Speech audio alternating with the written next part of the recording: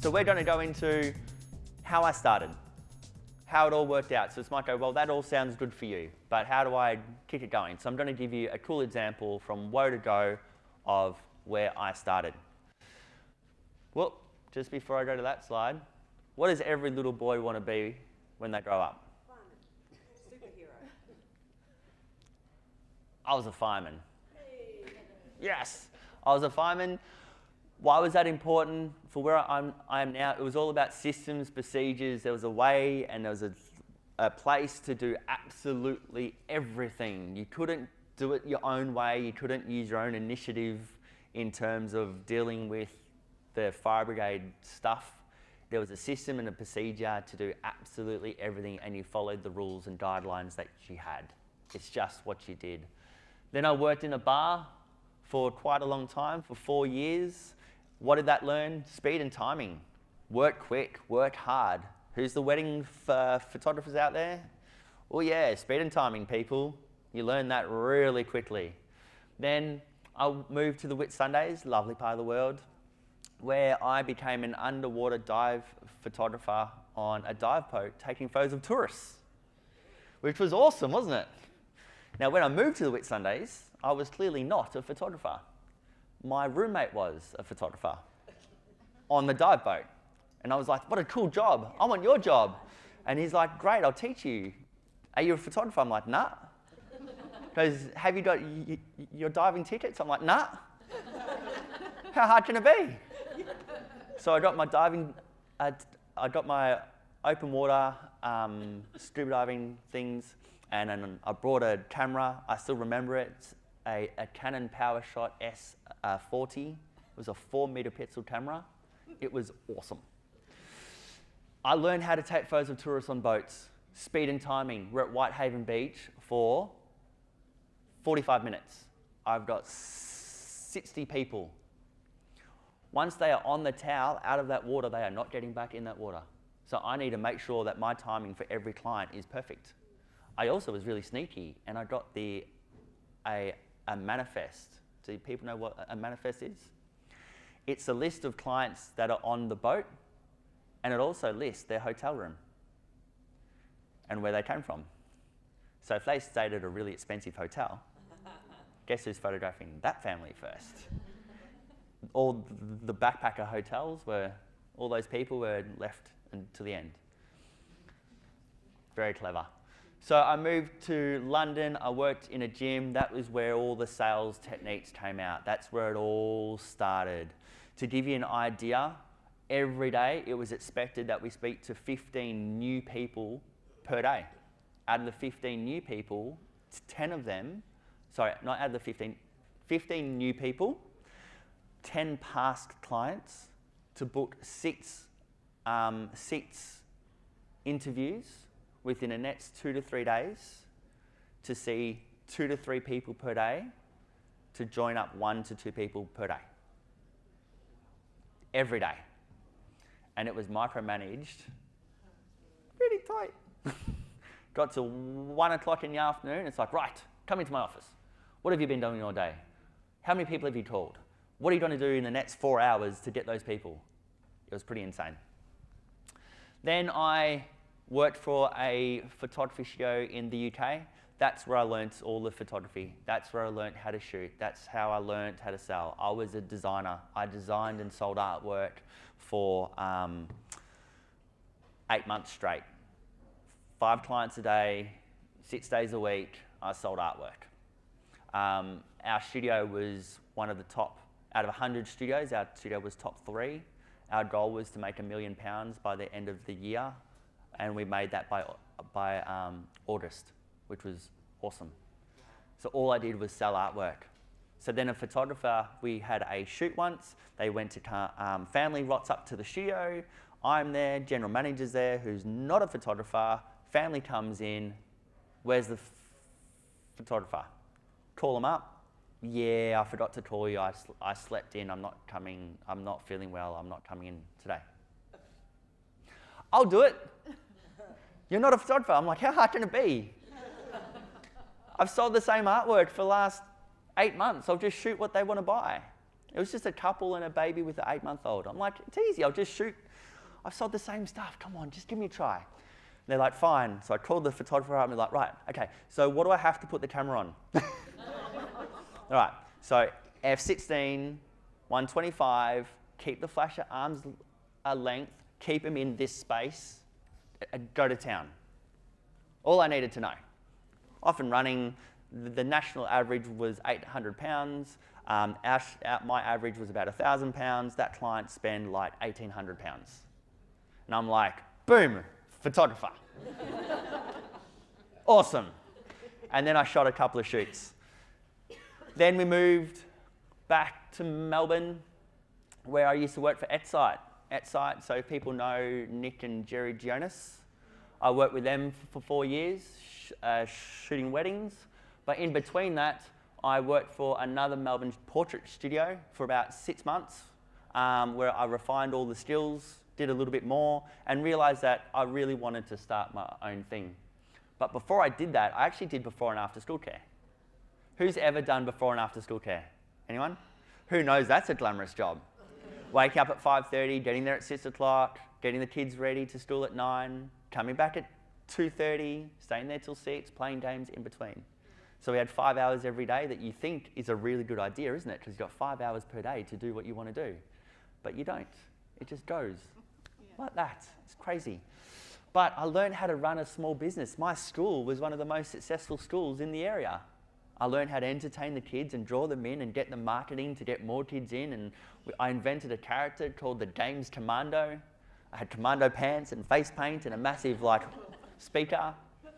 And all the kids are like, Mum, I want to go to before and after school care. And Mum's like, why would you do that? Can I just ask, how the hell did you end up in that after, what drove that?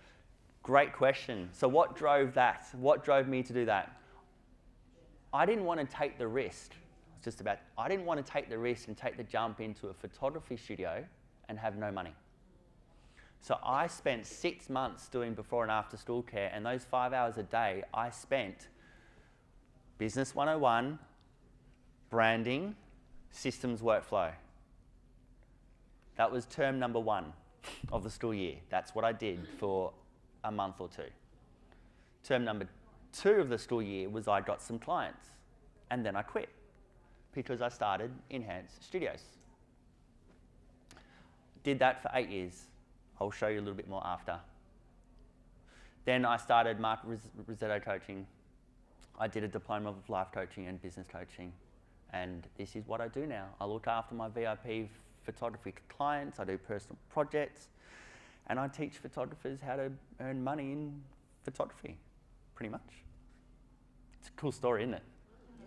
Does that make a lot more sense now on the headspace? Cool. So let's go back to where it all started.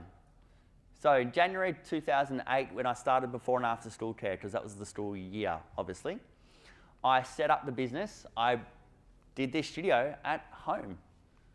I worked part-time up until April, and I quit the before and after school care and worked full-time in July.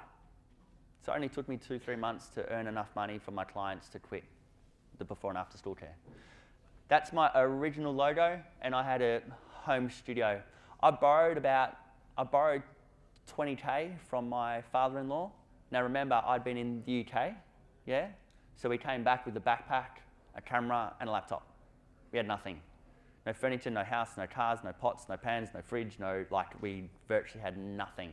So 20K to get me started to actually just buy the essentials, which I brought studio lights, some products, and just did the legality stuff and just enough to get me off and running, because we had nothing. Poor kind of backpacker, 25-year-old going, I got a cool idea.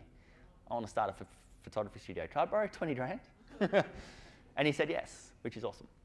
Now we did that for a little while. We did that for 18 months until we moved out. We outgrew the space, pretty much. We didn't have enough space where we wanted to be, and we decided that we needed to go somewhere else. So we went here. We moved into Brighton. We got a new logo. We moved there May 2010 with a new studio, and pretty much it looked exactly the same. It's the same type of thing, right? And that's what we did. we were there. We moved into this space. It was 150 square meters of space with just me and $50,000 a month in bills to pay. Yeah, awesome. So every now and then we had the waiting room, and then we had a studio space and a design room and an office and a production space with a kitchen and a bathroom and a grand staircase and a hallway. And every now and then I used to just go in the rooms and just make sure they were still there. I'm like, this is pretty cool. I probably should get some clients. So I got a photographer straight away. First thing I did was hire an admin office manager. We pimped up the marketing and we got super busy. And then I got a photographer full-time a year after we opened. So we grew it that way. It was very organically. And this is our studio. Hi guys, welcome to Enhanced Photography Studios. My name is Mark and I'm the owner and the photographer at the studio as well. Let me take you through the journey and the experience of what Enhanced Photography Studios is all about. Enhanced Studios are winners of over 50 international, national, state photography awards. We photograph about 500 families a year, even pets and dogs as well. And from a newborn and pregnancy stage, we shoot about 200 of those as well. So there's not an age and stage that we can't actually handle. So from here, what we're gonna do, the Richardson's family are having a shoot right now. So let's go upstairs and see what they're up to.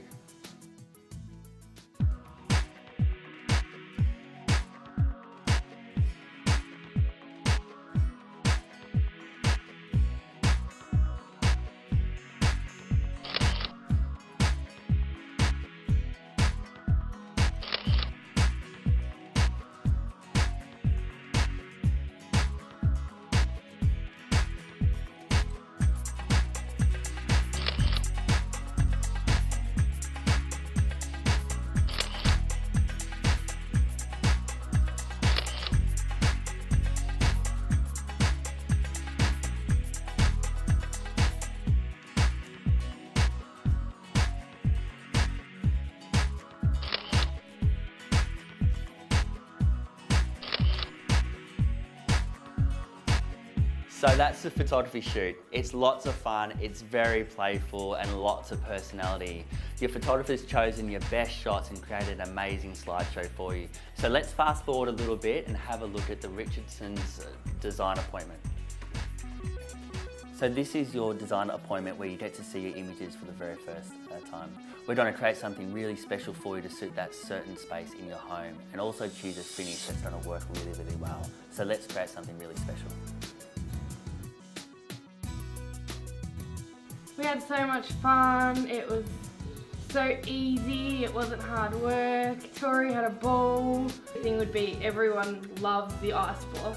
That is a hit. Everyone goes, oh my god. You can change the photos. Yeah, you can change the photos in it, that's amazing. Always and then updating everyone your plays room. with it. Just the quality of the photos, the way you bring her eyes out, like her happy. It was so natural, it wasn't fake. And everyone's pretty much that's come over said the same thing. It was really natural.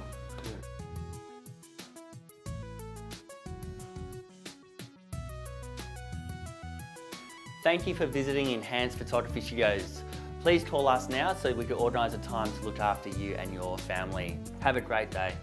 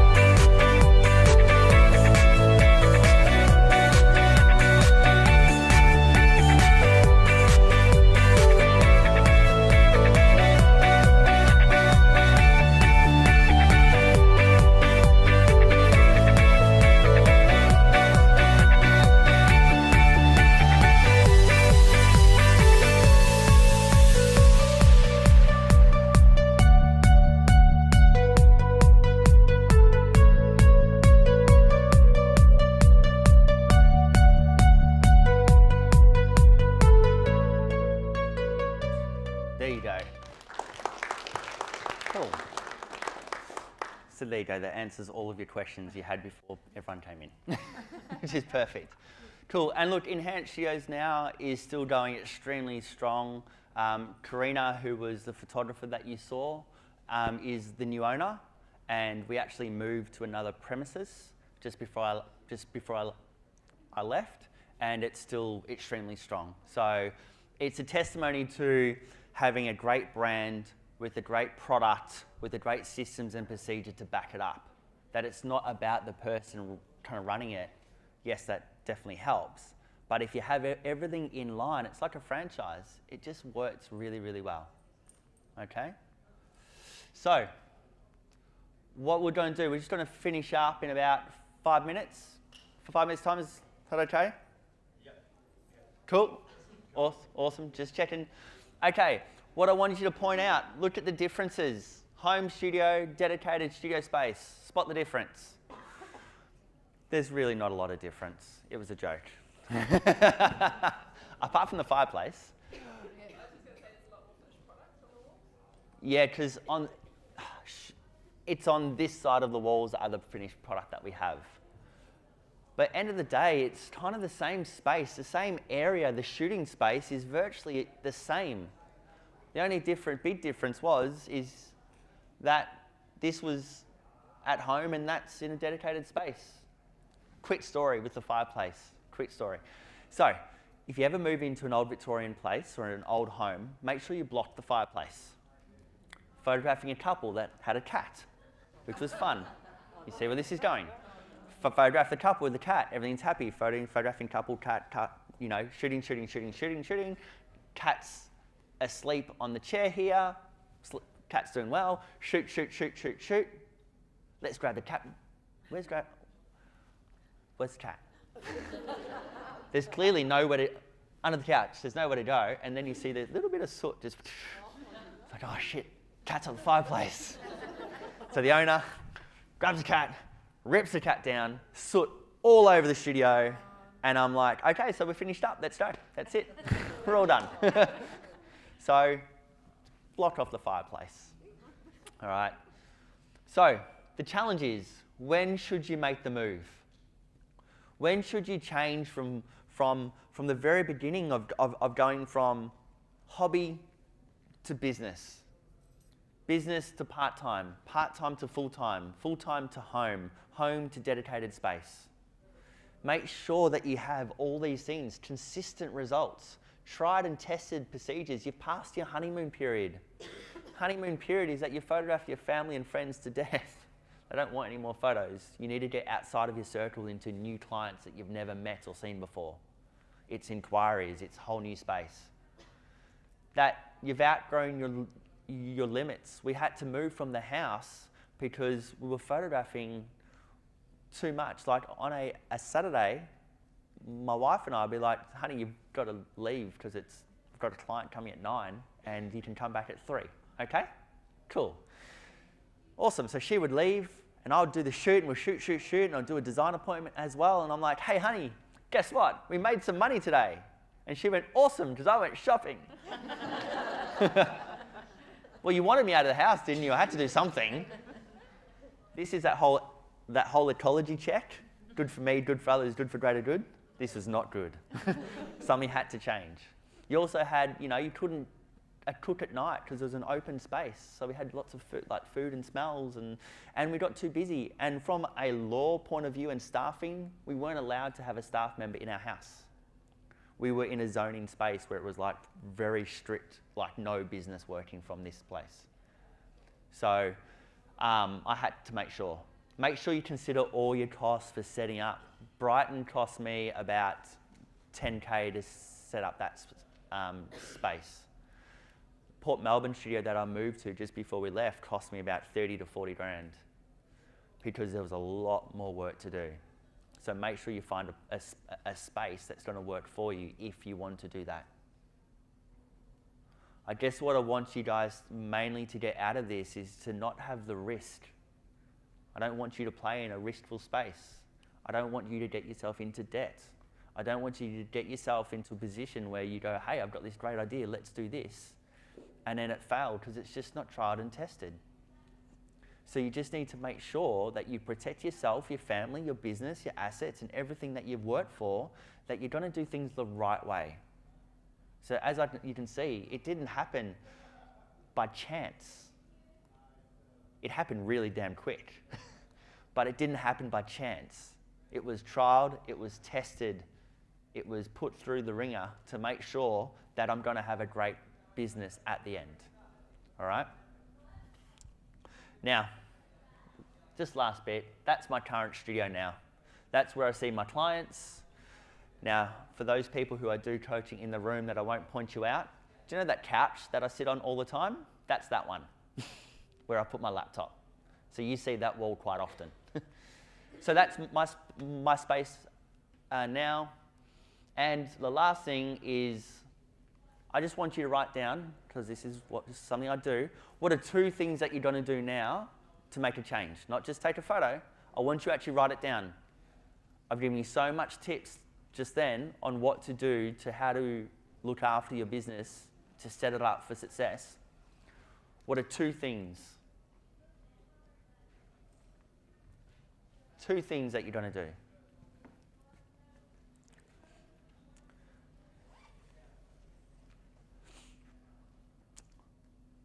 Now, for those people that are super quick, the Mark Rossetto coaching page is the page to jump on to like it as a fan.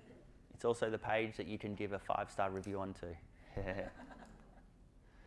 The Facebook group, the Photography Business Coach, is where we hang out and chat and we talk business. It's where I ask questions, where I challenge. It's where I want you guys to jump onto. The Photography Business Coach is only for people that have done a workshop or worked with me directly. So we're talking the same language. All the people on there have come to something similar to this, or to Thursday, or to the other talk. They're all in that space. So jump on there, definitely have a chat. That's my email as well. If you have any questions, let me know. As I said yesterday, I'm on your team. I'm here to back you up. I'm here to champion you on the whole way, okay? So I hope you really enjoyed that. Thanks for having me. If you have any questions, let me know.